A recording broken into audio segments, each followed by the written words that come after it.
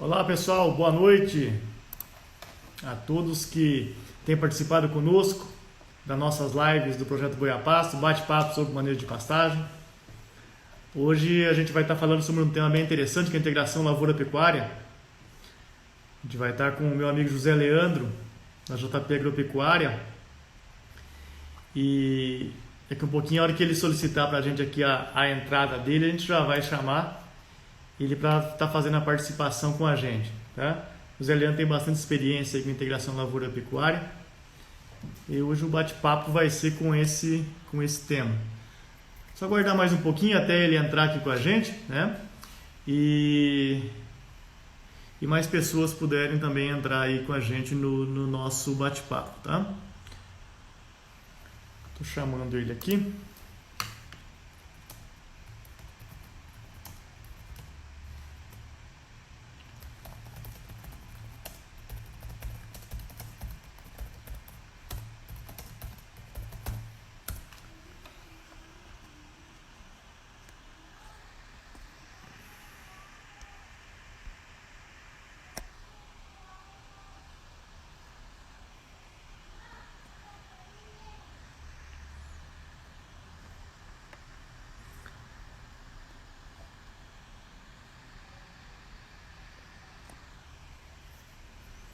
Só um minutinho, pessoal, que eu tô só aguardando a entrada do José Leandro aqui.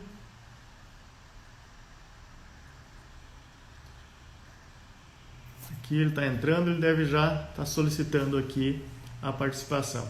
José Leandro, solicita participar comigo, tá? Parece que está solicitado aqui. Ótimo. Vamos lá.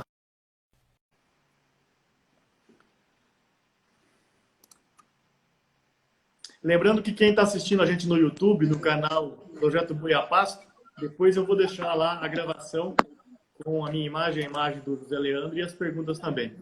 Boa noite, José Leandro. Seja bem-vindo ao Projeto Goiapasto. Boa noite, meu amigo. Tranquilo? Tranquilo, graças a Deus. Muito obrigado por você ter aceitado o nosso convite aí. Eu e José Obrigado Leandro, você, Leandro. imagina. A gente não se conhece há muito tempo, a gente se encontrou pelos eventos da aí, né, José Leandro? Mas Positivo. é uma pessoa que tem feito um trabalho maravilhoso aí na integração lavoura-pecuária. E logo quando nós nos conhecemos, eu disse para ele que a gente ia fazer coisa junto aí, ó, algumas ações conjuntas, e nós estamos começando a primeira. Hoje, esse bate-papo aí de 1 hora vai ser o nosso primeiro trabalho junto aí. Zé Leandro, seja bem-vindo. Aqui é algo bem informal, é um bate-papo. Eu queria que você contasse um pouco da sua história, da história da JP Agropecuária, os sucessos, as dificuldades que vocês têm enfrentado lá, para o pessoal que gosta da integração lavoura-pecuária, do manejo de pastagem, e poder estar trocando ideia com a gente. Quem quiser fazer pergunta, pessoal, vai colocando a pergunta aqui embaixo, olha, que eu vou passando para o José Leandro. Vamos aproveitar esse tempo dele aí, que é difícil de pegar o homem, viu? O homem não tem tempo. Leandro, boa noite. Antes de tudo, gostaria de agradecer a oportunidade para a gente estar conversando, esse bate-papo. Um prazerzaço estar aqui dividindo a tela com você e contar um pouco do que a gente vem fazendo, passando por problemas ambientais, sociais, né, treinamento em equipe, mas tudo em prol de uma pecuária tecnificada e sustentável. Exatamente, exatamente. Zé Leandro, fala um pouco sobre a sua fazenda, sobre a sua agropecuária, onde que ela está situada, quanto tempo você está... Vamos lá. Então, fala um pouco da história. Para o pessoal se localizar bem rapidinho, nós estamos quase na orelha do cachorro no mapa do Mato Grosso. Nós estamos já numa região de transição amazônica, né? Onde a gente é bombardeado diretamente a respeito de problemas ambientais. Então, tudo que a gente vai fazer aqui, a gente tem que fazer com o dobro de atenção. Mas são propriedades que foram... nós temos 2 propriedades, uma foi aberta pela nossa família, a outra nós compramos, mas com uma quantidade de área aberta muito pequena na época.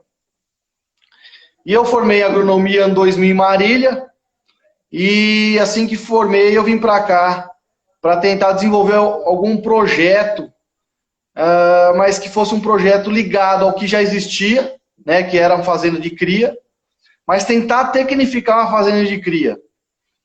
E todo mundo que mexe com pecuária sabe que o patinho feio do sistema pecuário é a cria, né? A cria geralmente é colocado para abrir fazendas, né? Após queimadas que existiam, aberturas que existiam de jogar semente na mão, derrubar mata de motosserra. A primeira categoria que entrava na propriedade era uma fazenda se tornar uma fazenda de cria. Sim. Então, como todas as propriedades do norte do estado foram abertas desse jeito, a nossa não foi diferente. Só que a gente, pós-formado, a gente tentou trazer alguma coisa que produzisse mais, que agregasse mais no sistema produtivo. E fomos abençoados por ter uma propriedade onde tem essa dupla aptidão. É uma propriedade aí que tem 45% de abertura. E dos 45% de abertura, a gente consegue atualizar e entrar com agricultura quase em 70% da área. Ótimo. Mas como o nosso forte, o nosso feeling e o amor que existia era em cria, a gente não abriu mão do sistema. Então a gente tentou desenvolver algo a mais que nos desse produtividade e tornasse uma fazenda de cria tecnificada. Aí, Leandro, a gente começou, quando a gente se depara com propriedades onde eram gerenciadas por pessoas ou por telefones à distância, as propriedades elas tinham problemas que a gente foi se deparar a partir do momento que nós mudamos para cá. Então, nós tínhamos problemas operacionais, tínhamos problemas produtivos, tínhamos problemas de manejo, problemas de cerca, logística, infraestrutura. Então, a gente priorizou, em todos esses nossos problemas, a gente sempre priorizou produtividade, né? Dificilmente, quem tiver a oportunidade de conhecer a nossa prioridade, vai ver luxo no sistema. Sim.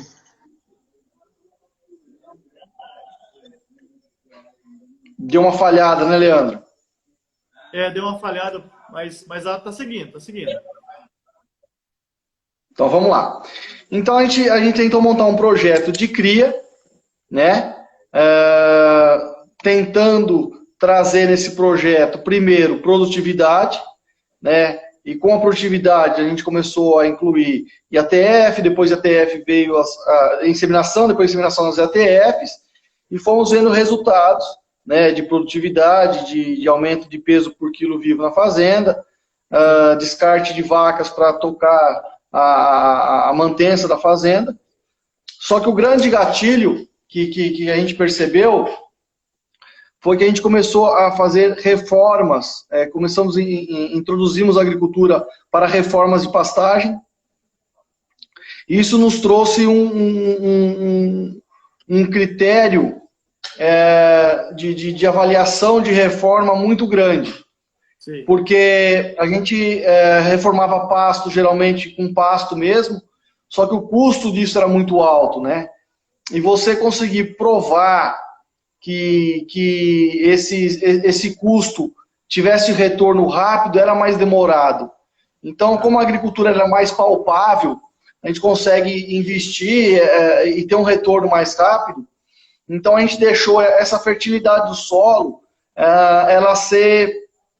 ela ser administrada pela agricultura. Né? A agricultura faz essa parte de fertilidade do solo e a pecuária ela vem colhendo essa fertilidade, né? E com isso a gente consegue aumentar a quantidade de animais mais por hectare, maior produtividade por hectare. E assim a gente conseguiu uma pecuária de cria com lotação. Hoje nós trabalhamos com média de lotação 2,5, 2,6 UA por hectare.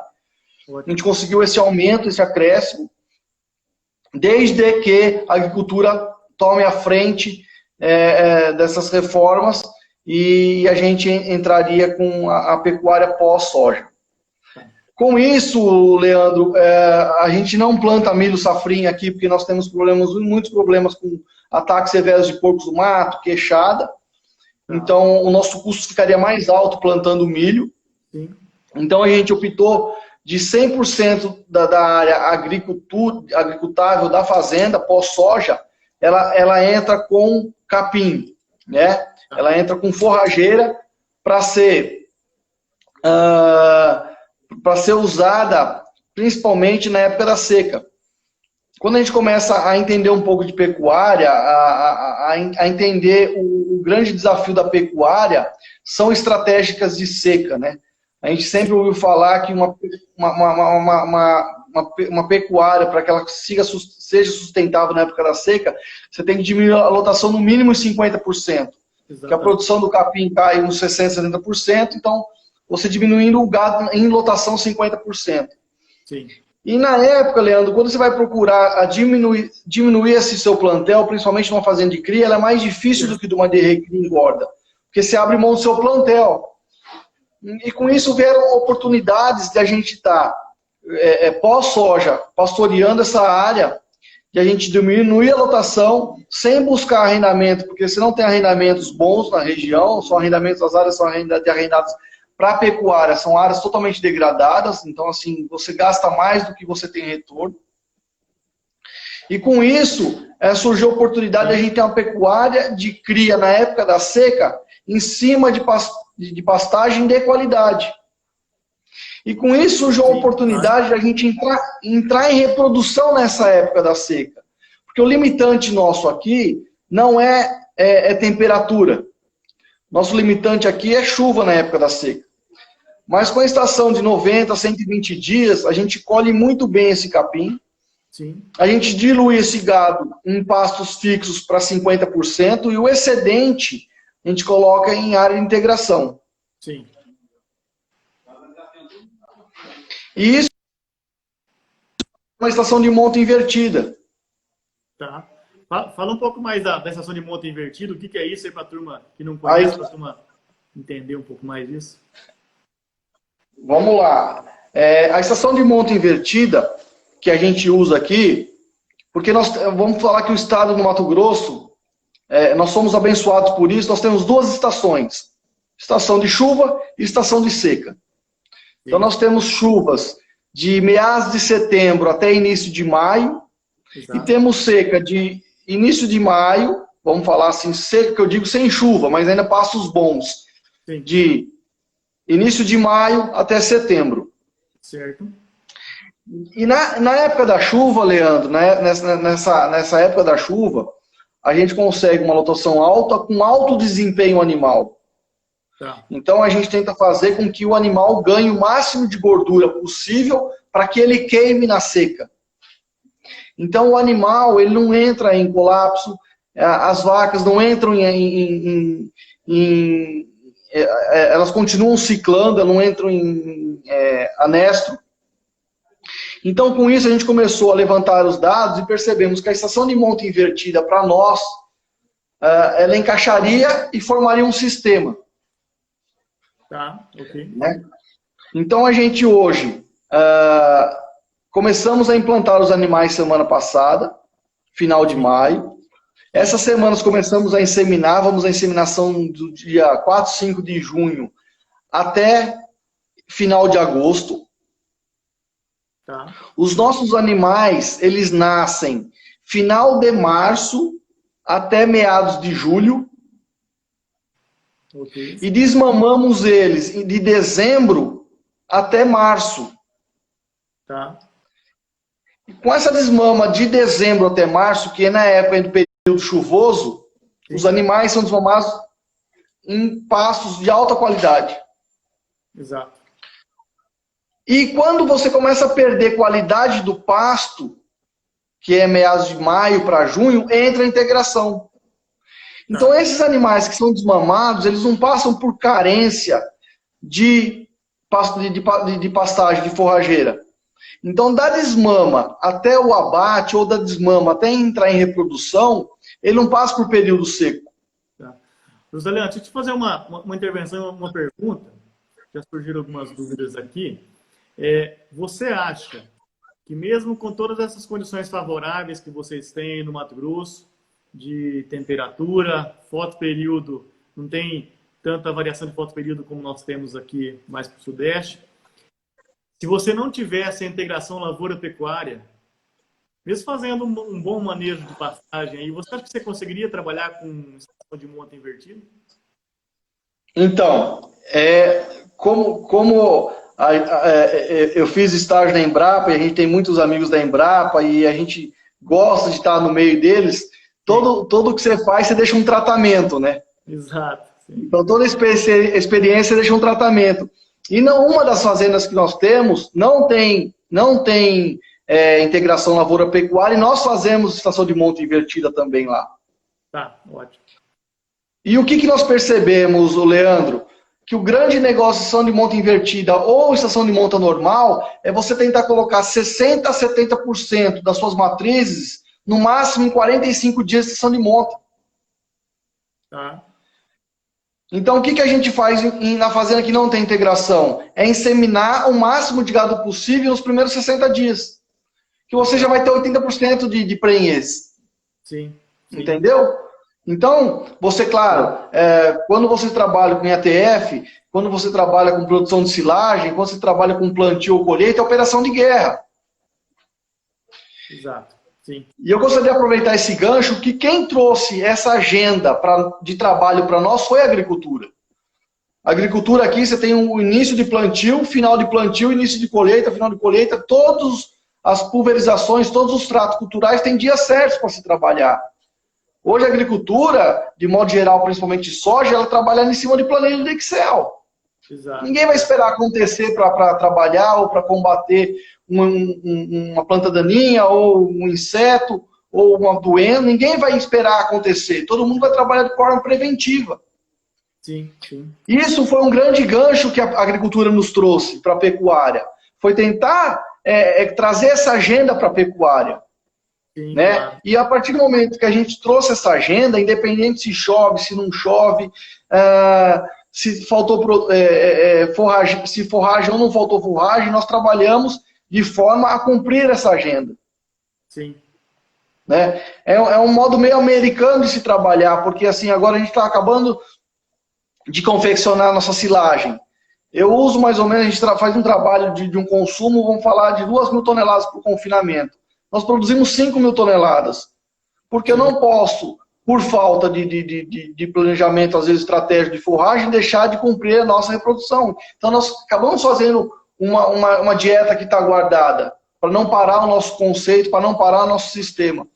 Quando a gente se dispõe, a traçar um projeto, ou trabalhar em cima de um sistema, a gente tem que eliminar todos os problemas possíveis que possam acontecer. Né? Então, o que a gente tenta trabalhar? A gente tenta se basear a pecuária numa época de seca. Então, a gente tenta fazer o nosso combate, né, na época da seca, porque ela não vai deixar de existir, né, Leandro? A seca ela vem todo ano, ela acaba todo ano.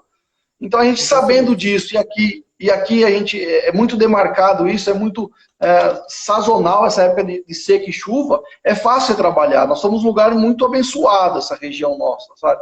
Você tem aí quase 2.700 milímetros de chuva ano, só que seca é seca, chuva é chuva. Então é fácil você se planejar e executar o que você quer fazer por facilidade de ter esses meses determinados entre chuva e sol. Tá. Uma pergunta, aí vou ir lá para o lado da agricultura, tá? Você falou 2.600 milímetros. 2.600 a 2.800 milímetros ano. Isso concentrado em 8 meses, praticamente, 7 meses. 7 meses e meio, mais ou menos. 7 meses e meio.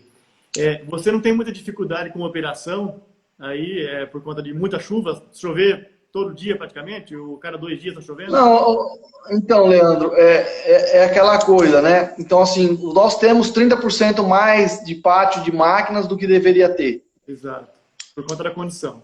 Não tem como fugir, não tem como condição. Então, você tem, vamos falar, 2 plantadeiras que podem plantar 80 hectares por dia, sendo que eu preciso plantar 30, 40, no máximo 50. Então, você tem que ter produto a mais. E colheita, a mesma coisa. Você tem que ter 30, 40% a mais de maquinário, né? De colheita do que uma propriedade, ou do que um lugar que tem uma chuva um pouco mais amena, né? Só que tem a vantagem e a desvantagem.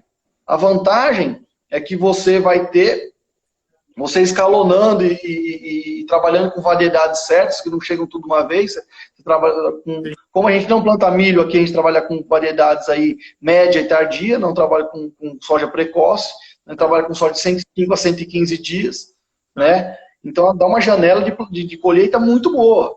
Só para você ter ideia, pela chuva, nossas máquinas não passam de 4 horas e meia de colheita a dia.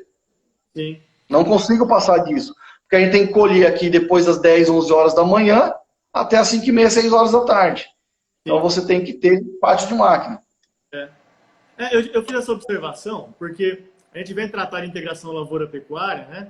E já o Brasil já há muito tempo tem muito trabalho de integração lavoura-pecuária, muita gente fazendo integração lavoura-pecuária, mas existem algumas particularidades que é importante o produtor entender, os técnicos, os nossos alunos que estão assistindo, entender que tem particularidade que muitas vezes a gente não aprende aqui no banco da faculdade, né? A gente vem aqui, mostra, interessante, melhora solo, melhora o sistema. Ah, mas o Zé Leandro está me falando aqui que ele tem que ter 30% a mais de máquina do que seria um dimensionamento ideal. Isso significa 30% a mais de investimento, significa 30% a mais de custo. Então, isso tem que ser pontuado também. Eu acho que é Mas aí, o interessante, Leandro, que quando você busca tecnologia a mais para não correr risco, a sua produção também aumenta. Sim. Entendeu? Então você consegue aí, numa integração, numa pecuária, num sistema super intensivo na época da chuva, aumentar 30% da nossa lotação. Sim. Eu estava fazendo um levantamento, há 7 anos atrás, nós tínhamos metade do gado que temos hoje na Fazenda Pontal, onde a gente trabalha com integração lavoura-pecuária, com metade da soja que eu plantava. Sim. Hoje a gente planta de 1.350 a 1.400 hectares de soja, e eu saí de 3.500 matrizes para quase 6.000 matrizes. Nós aumentamos o plantel diminuindo área. Exatamente. Por que disso? Porque na chuva, uma propriedade rural, uma propriedade de pecuária na chuva, sendo bem manejada, né, com suportes nutricionais, você consegue uma lotação de 3,5, 4 A por hectare. Exatamente. Estou falando aqui na nossa região. Sim, sim. E na seca, que seria o período de seca, nós temos passos de integração que eu consigo trabalhar com 3 UA por hectare animal. Sim, sim. Entendeu? Então, assim, o que nós fizemos? A gente tentou casar a integração lavoura-pecuária, onde eu tenho uma pecuária de alta lotação, alto desempenho, sim, com uma pecuária vamos falar, de 7 meses na época da chuva, com alta lotação, alto desempenho. Tá. Então, a gente está numa balança muito equilibrada entre seca e chuva, onde a diminuição de plantel, o excedente que vai para o confinamento, que é uma outra estratégia de engorda que nós utilizamos, nós não terminamos animais a pasto, né? Até vaca descarte aí que não desmama, que dá vazia, ela é abatida, às vezes, sem entrar para nenhum tipo de engorda, porque como ela passa a chuva inteira em reprodução, com bezerro no pé e não está em reprodução, se ela der vazia, ela entra num processo de engorda automaticamente junto com o processo de aleitamento do bezerro. Então a gente consegue abater 40% a 50% das vacas logo na desmama, que estejam vazias. Isso nos facilita muito. E todo o processo de engorda dos machos Nelores que a gente fica, dos machos Angus e fêmeas Angus, é feito em confinamento. Queria uma pergunta, Leandro. Pensando em sistema, né? Vocês têm o sistema Pontal, que tem o auxílio da Embrapa aí, tá? Meu amigo Bruno Pedreira, da época de Exalc lá, tá fazendo um trabalho com vocês aí, junto com a equipe dele da Embrapa, obviamente. Queria que você falasse um pouco sobre sistema. Você já adiantou para a gente que vocês trabalham o que entra de cultura aí na integração é a soja, né? Mas como que é feito isso? Como vocês fazem plantio da soja, depois como que entra com esse capim, se é sobre semeadura, se é plantio após a soja, como que faz esse manejo da seca, como que vocês preparam a área para voltar a soja novamente, se volta todo ano, se é ciclo de 5 anos, de 2 anos, dá um geral para a gente aí, para a gente ter uma ideia de como que é o seu sistema. Vamos lá. Ô, Leandro, não necessariamente, mas a gente tenta o plantio da soja após 200 milímetros de chuva. Eu acho que é um respeito, né? Tem que ter esse respeito. Até porque a gente prioriza a soja nessa época. Sim. A gente não planta soja pensando no milho, safrinha, porque não existe. Então a gente faz a soja muito bem feita. Então a gente entra com plantio de soja mais ou menos meado entre o dia 10 e dia 15 de outubro. A gente entra com esse plantio de soja. Tá. Escalonamos, plantamos a tantos hectares por dia, independente de plantar mais ou não, a gente tenta taxar esses hectares por dia. Então a gente pega 1.400 hectares, divide por 24 linhas que tem a plantadeira. Então eu consigo plantar tantos hectares por dia. Então a gente tenta usar isso aí numa regra. Tá. E se caso um dia que chover, a gente tenta compensar um trabalho noturno, porque os tratores hoje é tudo com GPS, piloto automático, então você tem a facilidade maior de operar ele à noite. E damos sequência. Em paralelo a isso, nós estamos trabalhando com a pecuária intensiva em pastos convencionais pós a época da chuva. Trabalhamos a soja, fazendo todos os controles que tem que ser feitos. Isso daí é como a gente falou, em cima de uma planilha de Excel que é deixado, o agrônomo passa, receituário, a gente tenta, claro, sempre discutindo para a gente tentar baixar o máximo de custo possível, mas tem coisa que é inevitável. Começamos a colheita a partir do dia 20 de janeiro. E por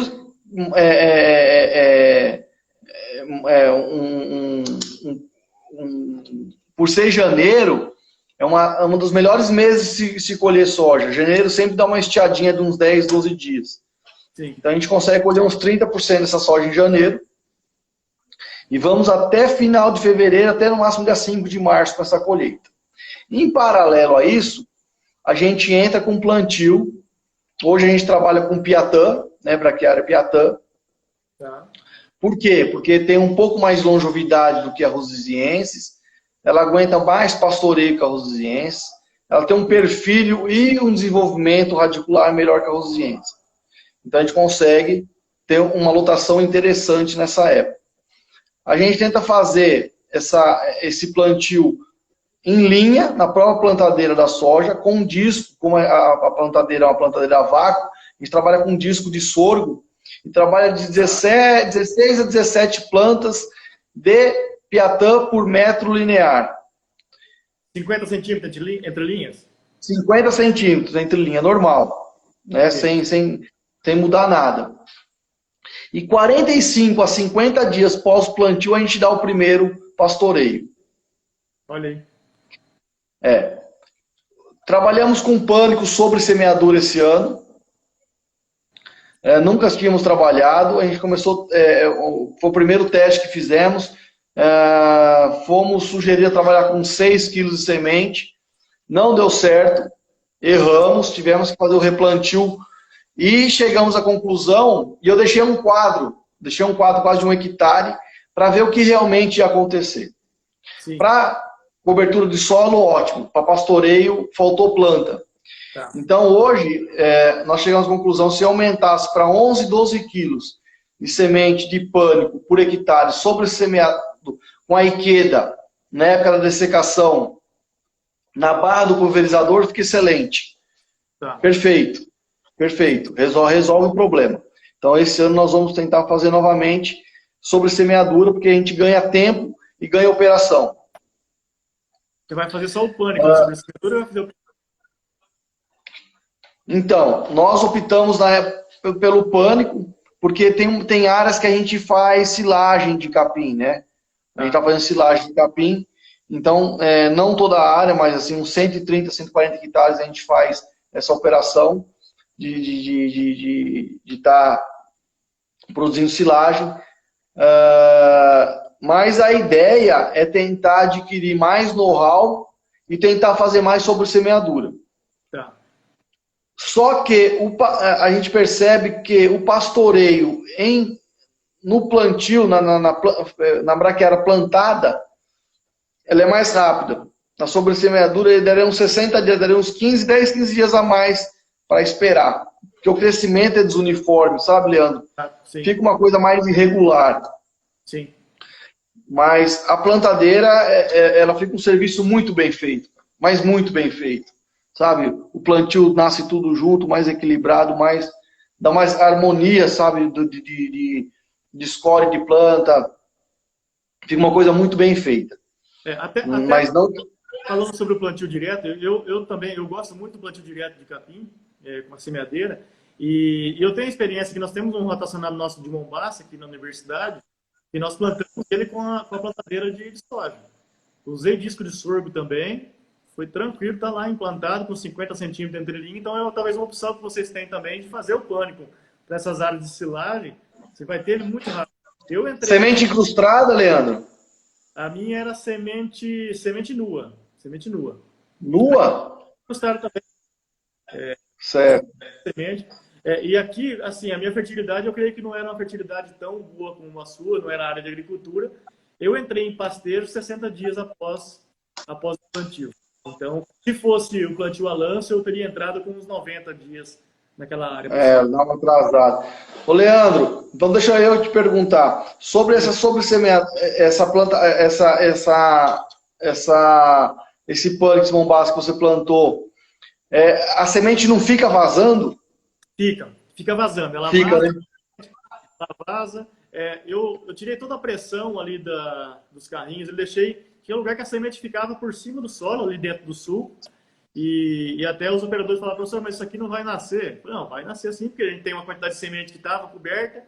E como esse plantio, na época de chuva, estava chovendo bem, 3 dias depois veio a chuva, tampou o sulco ali, então foi tranquilo. Mas ela vaza um pouco sim.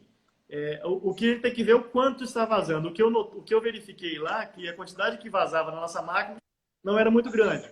E onde ela vazava, muitas vezes ela estava vazando em cima do sulco. Então, para mim, não teria problema que ela ia ser enterrada. Porque pânico é bem superficial, né? Deixa ela bem rasinha mesmo. E ficou muito bom. Eu plantei com foi... Oi? Desculpa.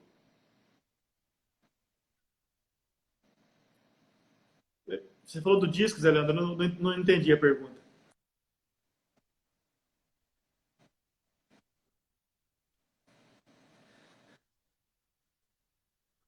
Nós trabalhamos com 8 quilos de semente, 8 quilos de semente por hectare. 8 quilos. 8 quilos, mas eu... só que para mim, sinceramente, é que não... Não, nossa era semente pura. Aí, o que eu poderia ter feito? Para mim, que eu poderia ter trabalhado com 4. Semente pura. Semente pura. Eu poderia ter trabalhado com 4 ou 5 quilos de semente que ia tranquilo. Como é um experimento, nós jogamos mais semente. Né?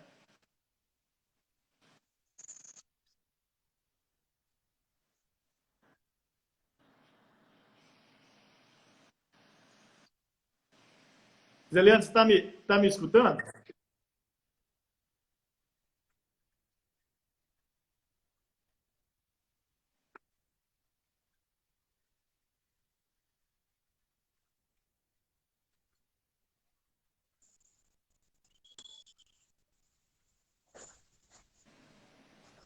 Zé Leandro, tá falhando um pouquinho o seu áudio?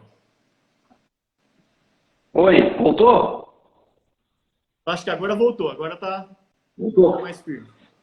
Tá. Uma coisa que a gente deparou muito, o maior problema nosso foi achar a quantidade de semente por hectare. Porque a gente adquiriu uma cultura de cobertura de solo, só que foi uma cultura adquirida do agricultor. E o agricultor não pastoreava. Então o agricultor começou a trabalhar com rusiziense, 3, 4 quilos por hectare. E a gente começou também com 3, 4 quilos por hectare.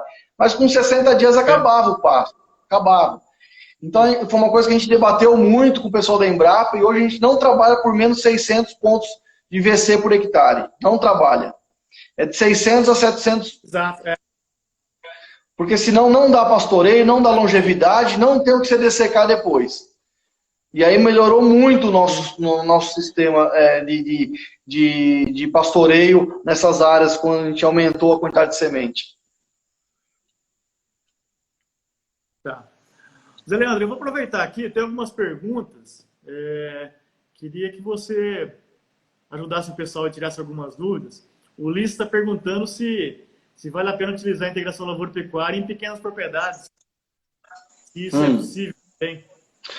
Ô Luiz, eu fui no encontro de integração lavoura-pecuária. Foi a primeira apresentação da rede de LPF, Fomento LPF, lá em Goiânia. E foi feita uma pergunta, justamente essa pergunta. Então, uma resposta para todo mundo saber, se você pegar um vaso e plantar alface e pastorear com tartaruga, vai dar certo. Entendeu? Então, assim, o que a gente percebe é o que você quer e o que você precisa, né? Se você pode fazer integração, você pode fazer integração com ovino, você pode fazer integração com pecuária,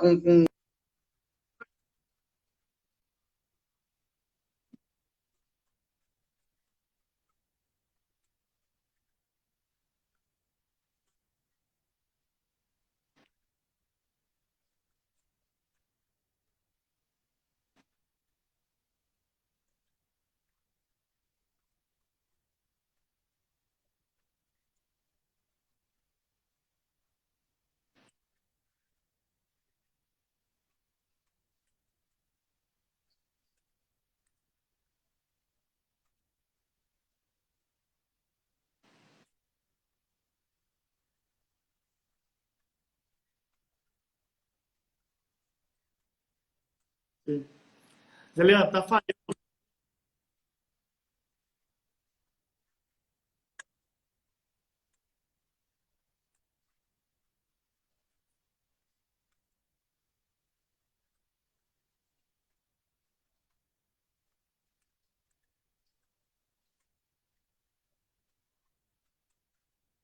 Zé Leandro, tá falhando um pouquinho a sinal.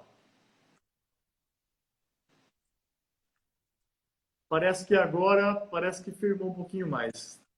vamos lá? Vamos repetir, então. Melhorou. Eu não duvido a tecnologia, cada um tem que se adaptar com ela, da melhor forma possível, tem que se adaptar. Eu vejo que antes da integração... Sim.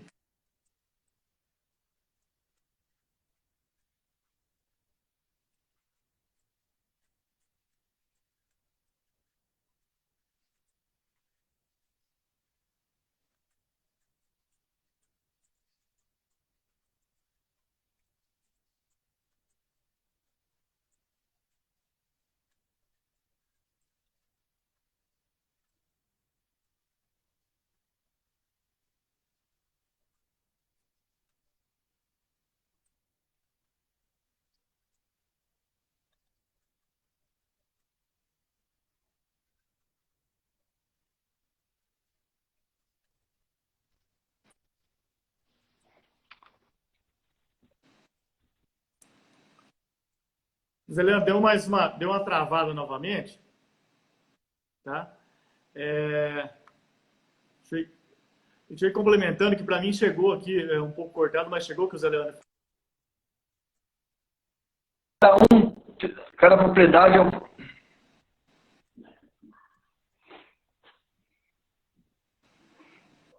Vamos lá? Vamos lá. Cada propriedade ela tem a sua, vamos falar, o seu projeto, sabe? Então, assim, você conseguir identificar qual que é a melhor possibilidade de produtividade, ou onde você está, a região que você está, o que você quer produzir, vai te ajudar muito mais do que a integração. Né? A integração não é um salvador da pátria. A integração ela está aí, vamos falar, para ter um algo a mais, né? Para que você consiga, às vezes, solucionar um problema de seca. Ela é uma ferramenta. Ela é uma ferramenta. Né? E cada um se adapta com a ferramenta que tem de escolher para se trabalhar. Mas para o nosso sistema... Sim. Ela acabou sendo muito benéfica porque ela entrou como estratégia de seca. Sim. Certo? Então, assim, a gente usa a integração lavoura-pecuária para a estratégia de seca, para que eu não precise abrir mão do rebanho, do plantel que nós temos de cria, todo ano vendendo e comprando, por causa da seca entrando ou seca saindo. Então a gente consegue manter um padrão de genética interessante para nós, né? Hoje nós trabalhamos aqui com 60% das bezerras nossas Nelore, a gente desmama e entra em reprodução no mesmo ano. A gente consegue aí inseminar e conseguir prenhez de bezerras de 12 a 14 meses Nelore. Todas as fêmeas Angus são abatidas com 17, 18 arrobas aos 14, 15 meses. Os machos a gente abate também os 14, 15 meses com 18, 19 arrobas e assim vai. Então assim, a gente buscou uma pecuária mais acelerada. Isso não quer dizer que eu vou ganhar mais dinheiro ou menos dinheiro. Foram sistemas que nós escolhemos para nós, né? Para que a gente consiga usar a melhor forma possível a integração e a melhor forma possível os passos convencionais na época da chuva. Tá.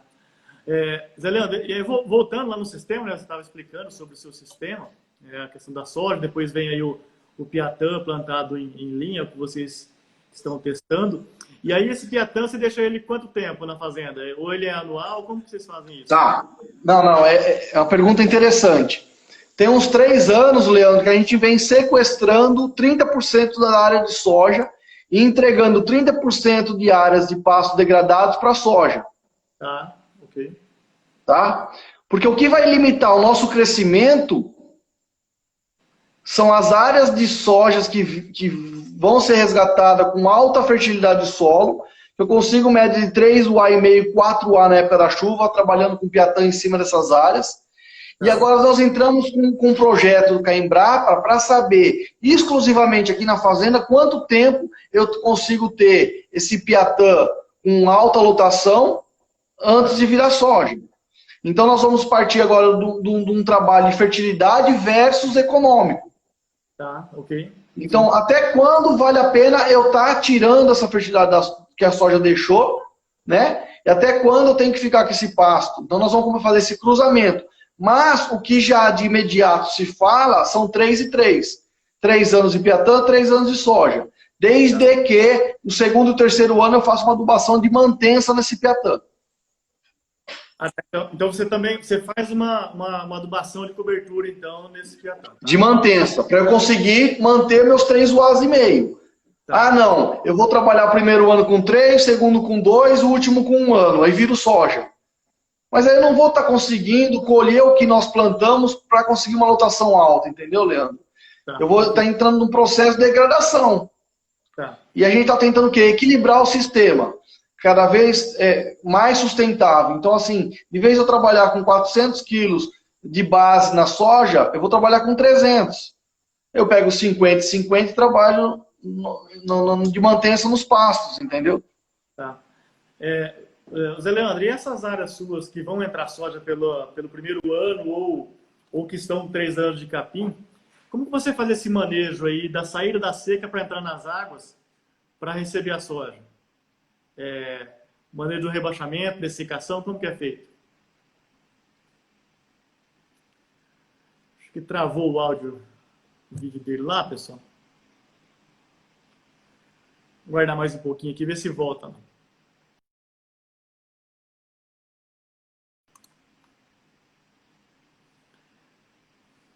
O Zé Leandro caiu da ligação, ele vai me chamar novamente aqui, aí eu aceito a participação dele novamente, ok?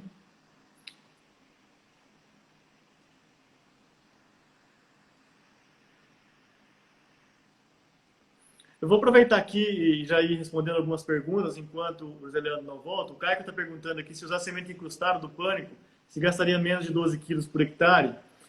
Caio, quando a gente usa semente incrustada, na realidade, a gente tem que aumentar a quantidade de semente por hectare, porque o número de semente viável, pura e viável que eu tenho, em 1 quilo, por exemplo, ele é menor.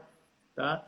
Então, normalmente, ou a gente mantém ou aumenta a quantidade de semente por hectare. Tá? Então, respondendo aí a pergunta do Caio. Deixa eu ver mais alguma pergunta aqui, enquanto o Zé Leandro não volta. O Davi perguntou no plantio com espaçamento de 0,5 metro, né, se vai demorar para cobrir o solo nesse tempo. não surge planta invasora. Davi, eu vou dizer a experiência nossa lá na Fazenda Capim Branco, não tem problema, tá? Considerando aí as braquiárias, os pânicos, nós já fizemos plantio de braquiarão com 50 centímetros e depois de 2, 3 anos, o perfilhamento ele diminui esse espaço descoberto. Obviamente, se você manter esse pasto muito baixo, aí você vai ter problema aí com perfilhamento e, consequentemente, com plantas infestantes, né? Então, respondendo a pergunta do Davi.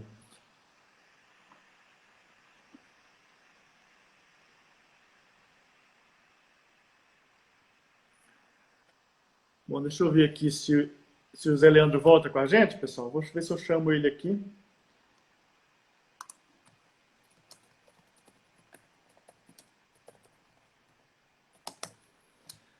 Mas o sistema do Zé Leandro, vocês entenderam que é interessante que o gargalo, normalmente das fazendas de pecuária, estão na época da seca. E o que ele faz é aumentar o estoque de comida dele para a seca, tanto em pasto quanto em silagem. E vocês viram que ele mencionou que ele tem lá, ele utiliza 2.000 toneladas de silagem e esse ano produziu 5.000 toneladas. Então ele tem um estoque que, se acontecer algum problema climático, ele tem esse estoque de silagem lá, não só para o confinamento, também para o sequestro. Ele mencionou que está sequestrando um pouco dos animais também.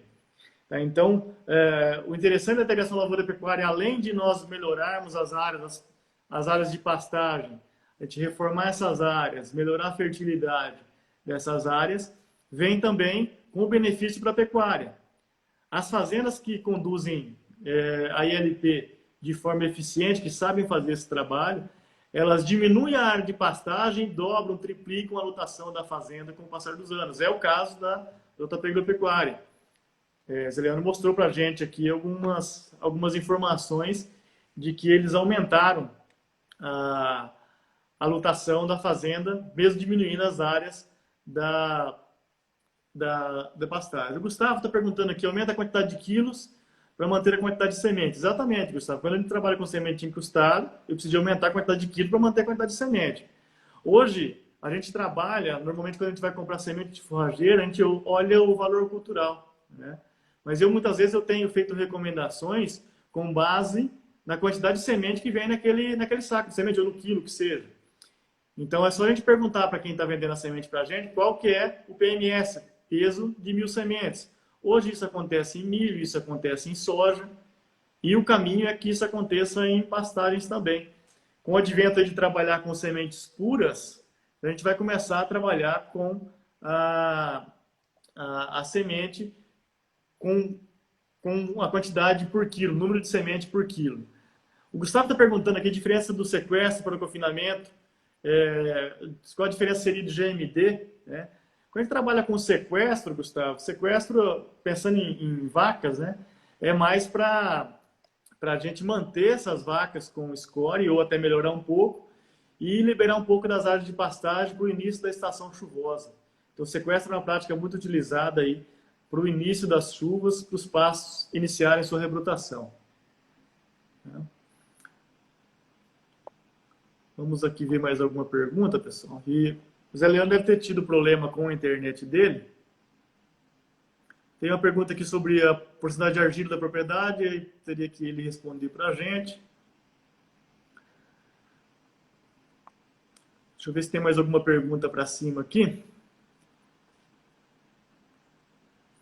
O Ulisses tinha perguntado e o Leandro estava respondendo, né, sobre... Aí ele está pedindo para voltar aqui. Vou adicionar ele na nossa conversa. Então, o Ulisses perguntou sobre se podia utilizar a integração lavoura-pecuária em qualquer tamanho de fazenda. Sim, tá, Ulisses. Acho que dá para utilizar, sim. Zé Leandro, seja bem-vindo novamente aí. Teve minha técnica. Obrigado, Leandro. Desculpa, cara. A internet hoje não está ajudando. Fica tranquilo. Eu estava aqui complementando a sua resposta aqui para o Ulisses, né? Que cada fazenda tem a sua particularidade. Então, a integração lavoura-pecuária ela pode, sim, se encaixar em uma fazenda pequena, em moldes diferentes do seu. Às vezes, numa parceria, em arrendamento, enfim, é possível. Mas tem que usar o conceito, mas não copiar o que foi feito. A ideia e adaptar ela. Né? Eu acho que tudo tem que se adaptando, né, Leandro? A gente, hoje em dia, as coisas elas mudam muito rápido, né? A única coisa assim, que eu diria para o Ulisses é ele não confundir tentar montar um projeto com um modismo, sabe? Tem muita gente que a gente percebe Exato. das coisas não darem certo por modismo. Quando você entra num projeto Exato. desse, o custo ele é alto. E ela não vai te dar um retorno de um ano para o outro. Isso é fato. Né? Então as coisas têm que ser Sim. devagar, sendo feitas aos poucos. Nós começamos com integração com 50 hectares, né? Você foi para 70, foi para 90, foi pegando know-how. Então, assim, aí você vai plantar, não dá certo, não por questão sua ou do projeto, que a plantadeira não está apta a cortar seus 14, 15 centímetros de profundidade, né? De você Exato. ter maquinários onde possam te ajudar. Então, assim, muda totalmente. Você vai gastar muito mais discos de corte de plantadeira do que antigamente, porque você tem que botar uma Sim. pressão do caramba para cortar. Entendeu? Não é tudo mil maravilhas. O custo, ele chega. Só que você Sim. tem que saber que são estratégias que você tem tomada que, para a gente, é muito mais fácil usar uma estratégia dessa do que eu sair arrendando área e pagar um absurdo sem ter retorno. Tá. Leandro, teve uma pergunta aqui. Alguém perguntou sobre o seu teor de argila na fazenda aí, dos seus talhões. Como que é a média disso aí? 35%. Nós temos aqui, é uma terra bem mista, mas nós temos 35% de argila, nós temos 30 a 33% de areia e temos um problema que é o silt, que é aquelas pedrinhas, e eu tenho muito custo, isso daí me onera muito custo. Então, por exemplo, eu não consigo plantar 1.400 hectares se eu não trocar 3 vezes os discos de corda da plantadeira. Tem os Não gastos grandes. consigo. Mas não é por causa disso daí que a gente vai deixar de fazer as coisas. A gente tem que colocar no custo e tentar produzir mais para pagar esse custo. Mas assim, o silt aqui judia muito da gente. Tá. Zé Leandro, a hora que acabou cortando o seu áudio, eu estava te fazendo uma pergunta sobre o seu manejo da transição, a saída da seca para entrar nas áreas, para você começar a preparar essas áreas para plantar soja. As suas áreas que vai entrar, como você faz isso aí? Assim, muita gente pensa que o mais difícil é vir da seca para as águas. Só que o mais difícil para quem mexe com cria é ir das águas, é sair da seca para ir para a integração, no meu ponto de vista. Por quê? Rapidinho. Sim. Quando você entra dos pastos convencionais, que estão perdendo fertilidade ou perdendo produtividade para entrar para a integração, geralmente o primeiro corte de integração é aquele corte que você tem que dar uma porrada, sabe, Leandro? É um corte muito rápido para tentar fazer com que ele consiga perfilhar com um pouco de chuva que resta ainda. Então você vai trabalhar lotes de 500, 600, 700 animais. Tá. Só que você não tem categorias, às vezes, de fazer esse corte. A melhor categoria para fazer corte de capim é vaca solteira. Às vezes ela está recém-parida, está mojada. Você não consegue, às vezes, fazer o lote que você quer para cortar como teria que ser cortado. Ou, ao contrário, nós temos um núcleo de 550 a 600 hectares de pastos adubados. Tá. Aqui a gente é agraciado por o início da chuva, ela se dá em torno de meados de setembro. Então eu tenho esse período do início da chuva, com 20, 23 dias após a primeira chuva, nossos pastos adubados de pânico, eles rebrotam muito rápido. Então eu consigo trazer esse gado, a gente não traz de uma vez, eu venho trazendo aos poucos esse gado para os pastos convencionais, e tem muitos pastos que eu desseco para plantar soja com o gado dentro, pastoreando. Tá. Normalmente. Então a gente tem esse período da volta, ele é muito menos doído, muito menos técnico do que a ida, do que a entrada, para quem mexe com cria. Então a gente tem todo o tempo do mundo para trazer esse gado. Eu tenho do dia 20 de setembro até dia 1 de novembro para trazer esse gado para os pastos convencionais. E aí os pastos já estão todos rebrotados e aí eles vêm tranquilos, sabe? Sem muita correria. Tá. Zé Leandro, plantio direto em 100% das áreas que vai entrar soja ou tem alguma 100% das áreas. 100% das áreas. Até as áreas novas, Leandro, é uma dica que eu gostaria de dar. Isso daí a gente copiou muito do Mateus, da São Mateus. a gente antecipa esse plantio da forrageira um ano antes do plantio da soja. Então a soja, por exemplo, os 30% da área que vão ser soja de primeiro ano, já está com a integração. Já foi plantado já. Então o que a gente faz? No início da chuva, a gente tira o gado, essa braquiária rebrota, eu desseco e planto. Então a gente faz o trabalho ao contrário. De vez de eu fazer soja, safrinha e pastoreio, eu faço todo o processo de fertilidade do solo, né? Toda a parte de calagem, toda a parte de adubação, entro com piatã, pastoreio esse piatã. No início da chuva eu tiro o gado, ele rebrota, eu desseco e planto soja. Então a gente trabalha com 100% da área, mesmo em área de soja de primeiro ano, a gente trabalha com plantio direto. Ótimo, excelente.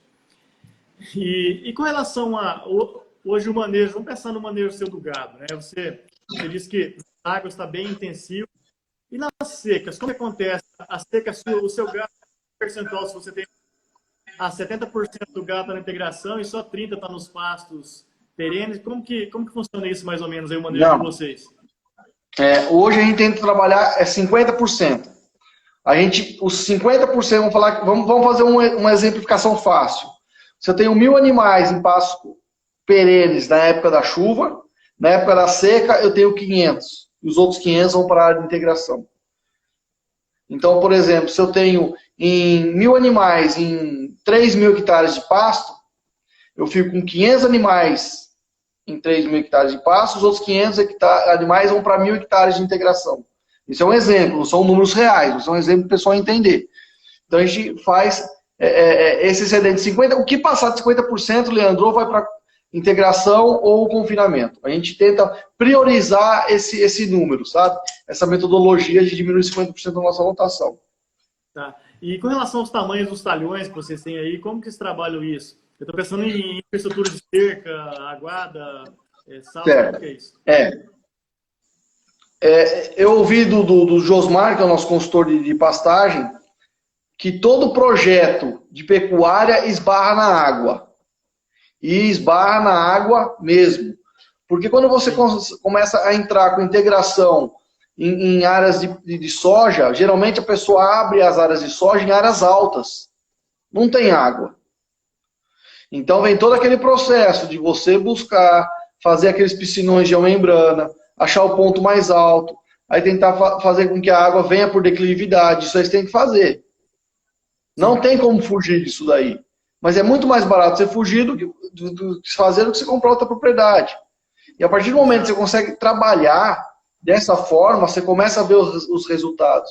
Então, as cercas a gente faz de acordo com o tamanho dos talhões. As primeiras. Então, esse ano eu vou cercar uma área de integração. Eu só faço o perímetro no primeiro ano e boto água. No outro ano eu divido em 2. E essa cerca eu não desmancho, Leandro. Eu não desmancho. Então, eu tenho passos de integração de áreas de 23 hectares, onde a gente colhe 80 sacas de soja, eu trabalho com 3 UA por hectare, tenho passo de 130 hectares. Exato. Entendeu? Eu tenho todo tipo. A única coisa que eu não faço é desmanchar a cerca. Tá. Okay. A gente dá prioridade. O que já está instalado, mantém instalado. O que a gente tenta fazer é mais cerca ainda. Mas vai diminuir logística de agricultura, vai diminuir logística operacional, vai diminuir. Com certeza vai diminuir. Mas a nossa prioridade é pecuária, não é a agricultura. A agricultura, ela entra, vou frisar muito isso, para melhorar a fertilidade do solo para uma pecuária tecnificada. Por isso que a gente conversou sobre a integração lavoura-pecuária, é um trampolim para uma pecuária tecnificada. Sim. Zé Leandro, nós temos mais 20 segundos aqui, eu gostaria de agradecer e que em breve a gente vai ter algum encontro presencial. E muito obrigado, eu quero que você faça suas considerações finais em 10 segundinhos. Não, Leandro, assim, às vezes desculpa não colocar as palavras certas nas horas certas, né? Mas assim, eu que te agradeço a oportunidade. Quem tem interesse em trabalhar com integração